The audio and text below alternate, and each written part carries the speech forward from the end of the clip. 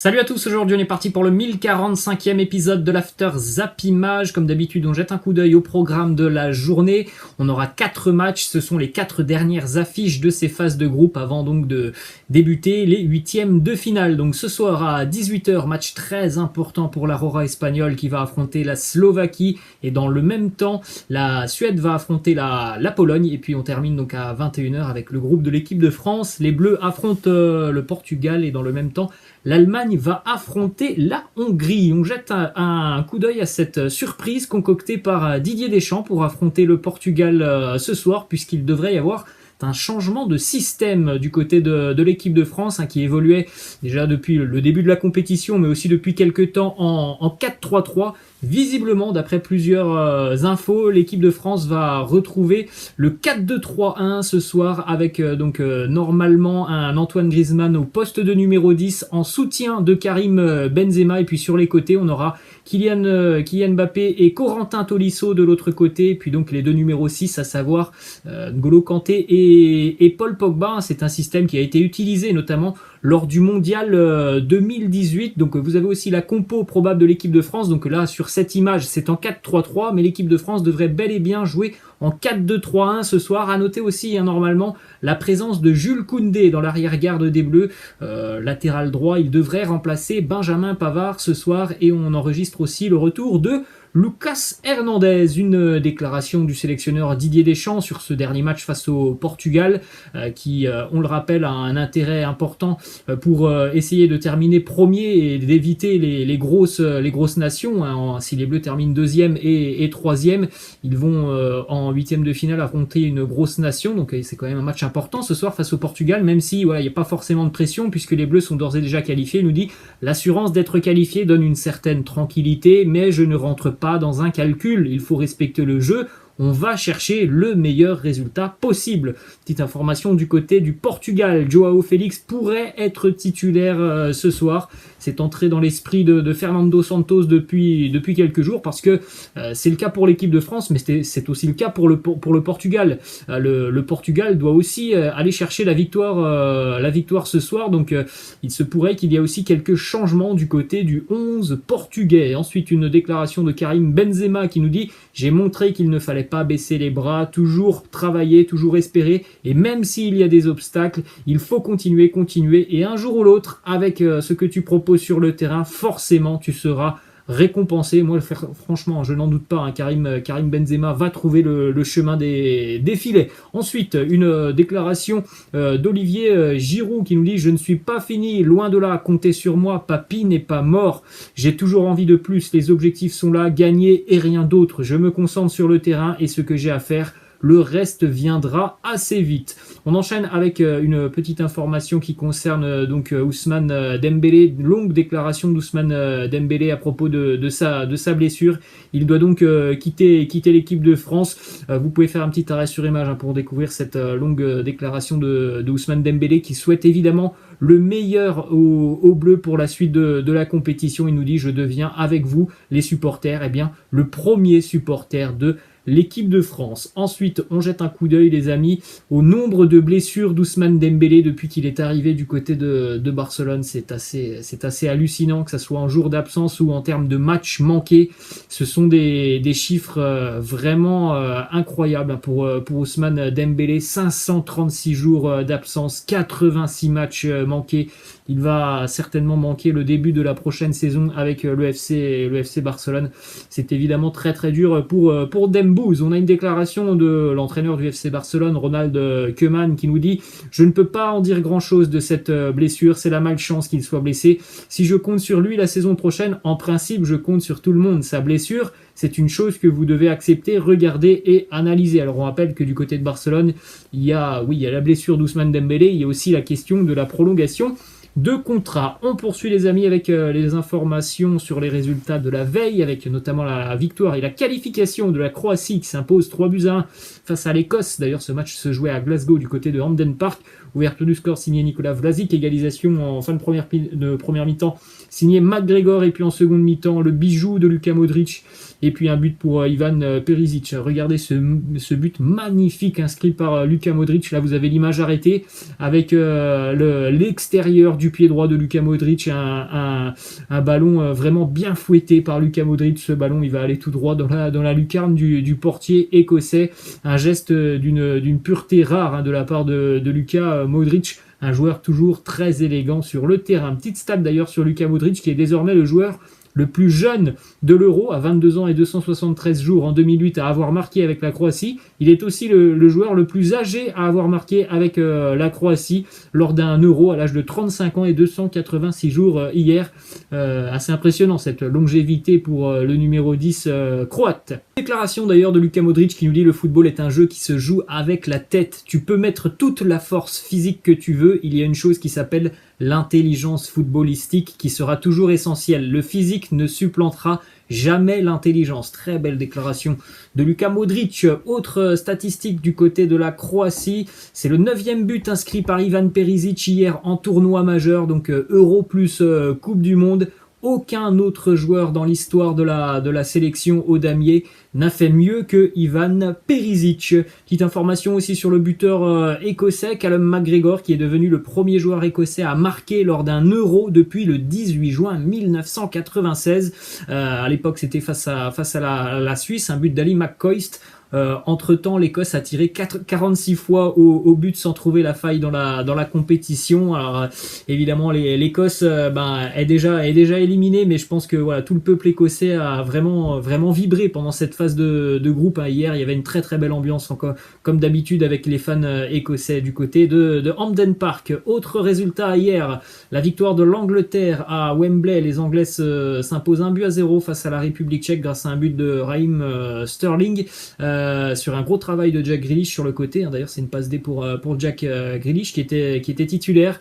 L'Angleterre termine donc en tête de ce groupe, on le verra, et l'Angleterre va avoir l'opportunité de jouer le 8e de finale à Wembley. Donc c'est plutôt un avantage évidemment pour la sélection des Three Lions. Une petite statistique très intéressante aussi sur ce match entre l'Angleterre et la République tchèque. Seulement 12 tirs hier entre Anglais et Tchèques. Ce n'est jamais arrivé dans l'histoire d'un Euro d'avoir aussi peu de tirs sur un match. Donc encore une fois, c'est une nouvelle preuve que cette sélection anglaise hier, elle n'a pas été vraiment emballante face à cette équipe tchèque. La phase de groupe se termine du côté de l'Angleterre. On a encaissé aucun but, mais on s'est pas vraiment régalé au niveau du jeu. Petite stat sur le buteur de cette rencontre, Raheem Sterling, sur ses 20 derniers matchs avec la sélection.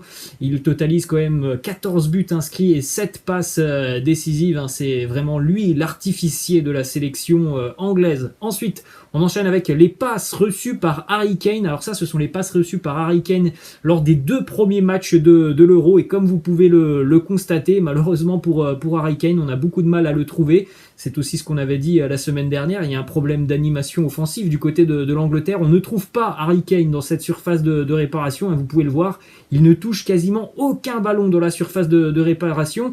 Et quasiment tous les ballons qu'il touche, même, ils sont assez loin de cette surface de réparation. Petite info ensuite sur la suite de la compétition du côté de Wembley. Le gouvernement britannique a confirmé que 60 000 personnes seraient autorisées à Wembley pour la demi-finale et la finale de l'Euro 2020, puisque c'est la demi-finale et la finale se joueront du côté de Wembley. Ensuite, on enchaîne les amis avec du côté maintenant de la Belgique, une petite information qui concerne Eden Hazard, qui a donc disputé 90 minutes face à la Finlande en tout début de semaine. C'était la première fois qu'Eden Hazard disputait 90 minutes depuis près d'un an et demi, quasiment 2 ans. C'était le 29 novembre 2019 avec le Real face à la Real Sociedad. On espère évidemment que pour Eden Hazard, cette fois-ci c'est la bonne et qu'on va pouvoir profiter de lui sur le terrain. Une déclaration de Yaya Touré maintenant qui nous parle d'Eden Hazard et d'une des caractéristiques d'Eden Hazard. Il nous dit: Hazard, c'est presque une blague à quel point ses fesses sont grosses. Mais c'est très important pour sa façon de jouer, la façon dont il peut contrôler le ballon après avoir utilisé ses fesses, la façon dont il les utilise pour se protéger des défenseurs. D'autres joueurs utilisent leurs fesses de cette façon, comme notamment Antoine Griezmann, et vous pouvez voir aussi Luis Suarez, Sergio Agüero les utiliser, mais il n'y a personne de meilleur qu'Eden Hazard. Alors c'est vrai que c'est assez drôle cette déclaration, mais c'est vrai que c'est aussi important ce postérieur de Eden Hazard, parce que comme le dit Yaya Touré, dans les duels avec les défenseurs, eh bien c'est très très important. On rappelle notamment par exemple un joueur comme Hulk Hulk qui jouait énormément avec son postérieur et il posait beaucoup de problèmes à la défense. Ensuite, petite information du côté des Pays-Bas, une déclaration de Matthijs de Ligt qui nous parle de la sélection italienne. Il nous dit: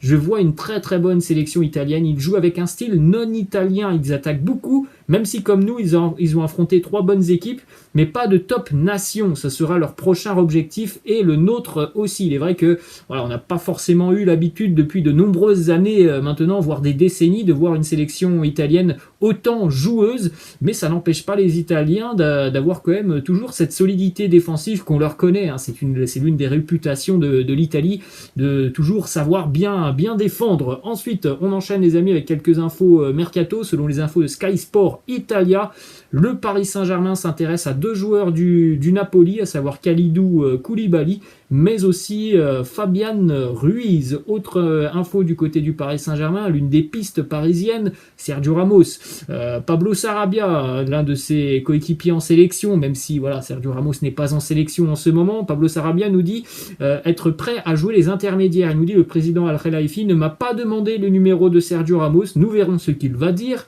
Cela ne me dérangerait pas de donner son numéro au Paris Saint-Germain, c'est un grand professionnel, une idole pour toute l'Espagne. Ensuite, petite information justement aussi sur Sergio Ramos, puisque le PSG évidemment n'est pas seul sur ce dossier. José Mourinho, le nouvel entraîneur de l'AS Roma, souhaiterait faire venir Sergio Ramos du côté de la Roma. C'est une petite déclaration de Gareth Bale qui était en conférence de presse hier et il a annoncé: je sais où va jouer Sergio Ramos la saison prochaine. Réponse des journalistes: alors où est-ce qu'il va jouer? Réponse de Gareth Bale: il va jouer en défense. Toujours très drôle, hein, Gareth Bale. Ensuite, on continue les amis avec d'autres infos mercato. Déjà premièrement du côté du Stade Brestois, l'arrivée du nouvel entraîneur brestois. Alors c'était dans les petits papiers depuis quelques jours. C'est Michel Derzakarian, ancien entraîneur de Montpellier, qui devient donc le nouvel entraîneur du Stade Brestois. 2 saisons plus une en option, un entraîneur qui a toujours bien fait jouer son équipe du côté de Montpellier, donc ça sera visiblement la même chose avec Brest. Il y a déjà de bonnes bases du côté du Stade Brestois avec le travail réalisé par Olivier Dalloglio depuis quelques années. Ensuite, une petite info du côté des Girondins de Bordeaux, une info quand même très importante puisque Gérard Lopez et King Street ont trouvé un accord. L'ancien boss du LOSC va donc reprendre la tête des Girondins de Bordeaux, qui étaient donc en proie de graves problèmes financiers. Ensuite, direction l'Olympique de Marseille. L'OM est en train de négocier actuellement avec Kevin Gamero pour un contrat de 2 ans. Il arriverait libre après avoir passé 3 ans du côté de Valence. Bon, il a beaucoup moins joué quand même cette année, Kevin Gamero. C'est plus le même joueur que l'on avait il y a encore 3-4 ans, Kevin Gamero. Autre info du côté de l'OM, et ça concerne là aussi un joueur du FC Valence. Daniel Vass, l'international danois, a rejeté une offre du Sporting Lisbonne. Il donne sa priorité à l'Olympique de Marseille. Son transfert devrait osciller entre 2 et 3 millions d'euros. Valence est OK pour le lâcher à 1 an de la fin de son contrat. Il a déjà connu une expérience en France. Autre info, toujours du côté de l'Olympique de Marseille, une déclaration de Roger Wittmann, l'agent de Luis Gustavo, qui nous dit: je sais que Luis a laissé de très bons souvenirs à Marseille et que les supporters l'aimaient beaucoup. Le jour où Marseille m'appellera pour Luis, ce sera différent, mais là, ce n'est pas la peine d'en parler. Donc pour le moment, il n'y aura pas de retour de Luis Gustavo du côté de l'Olympique de Marseille. Ensuite, information du côté de Milan, on en avait parlé hier, c'est officiel, Hakan Çalhanoğlu passe gratuitement du Milan à l'Inter. Le premier joueur à passer d'un Milan à l'autre depuis Antonio Cassano en 2012, évidemment, du côté des supporters milanais. On voit ce départ comme une véritable traîtrise de la part de Hakan Çalhanoğlu. Petite information qui concerne Kevin Prince Boateng, qui est en route pour le Hertha Berlin, un club qu'il a connu entre 2005 et 2007. Pour la petite info, Kevin Prince Boateng évoluait cette saison en Série B italienne avec Monza, le club qui a aussi dans ses rangs Mario Balotelli. Autre info du côté de l'Italie, Gigi Buffon est de retour chez lui à Parme, là où tout a débuté. Voilà la petite déclat de Gigi Buffon qui nous dit: je suis revenu à Parme pour écrire de nouvelles belles pages. Les offres ne manquaient pas, je pouvais tenter même de gagner la Champions League, mais sans être titulaire. Parme m'offre des émotions diverses et cela fut décisif. La Coupe du Monde 2022 est un rêve pour moi. Ensuite, du côté du Milan, les rossoneri veulent faire leur course du côté de Chelsea. 3 joueurs ciblés par les rossoneri, à savoir Olivier Giroud, Hakim Ziyech qui pourrait être le remplaçant d'Hakan Çalhanoğlu et Tiemoué Bakayoko. Pardon. Ensuite, la petite info qui concerne Olivier Giroud. Il a un accord avec l'AC Milan maintenant.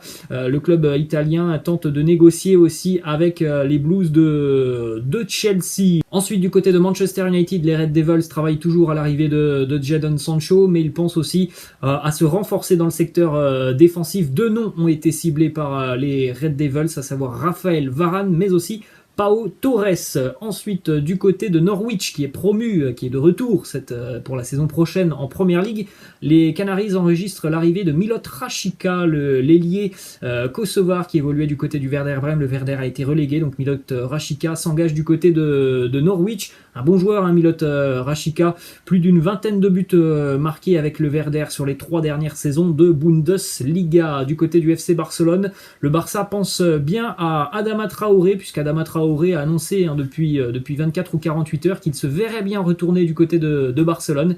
Et bien du côté du Barça, on envisage aussi un retour d'Adama Traoré, même s'il semblerait que les négociations soient assez compliquées, notamment avec les Wolves. Ensuite, une déclat de Memphis sur son arrivée du côté de Barcelone. Il nous dit « Venir au Barça, c'est un grand pas en avant dans ma carrière. Ces derniers jours, ce sujet était devenu inévitable, donc je ne peux pas dire que je n'y pensais pas tous les jours, mais maintenant, tout est clair pour moi. » Ensuite, petite information qui concerne Léo Messi, qui a disputé 32 matchs, toutes compétitions confondues en 2021. Sur ces 32 matchs, à 24 reprises, il a été élu homme du match. C'est assez hallucinant. Et on termine, les amis, avec cette petite question de fin qui concerne la sélection anglaise. Est-ce que vous avez trouvé cette sélection anglaise convaincante lors de cette phase de poule de l'Euro? Est-ce que l'Angleterre peut faire partie des favoris de cette compétition? Laissez-moi en commentaire ce que vous en pensez. Je vous laisse, les amis, et je vous dis à la prochaine. Ciao.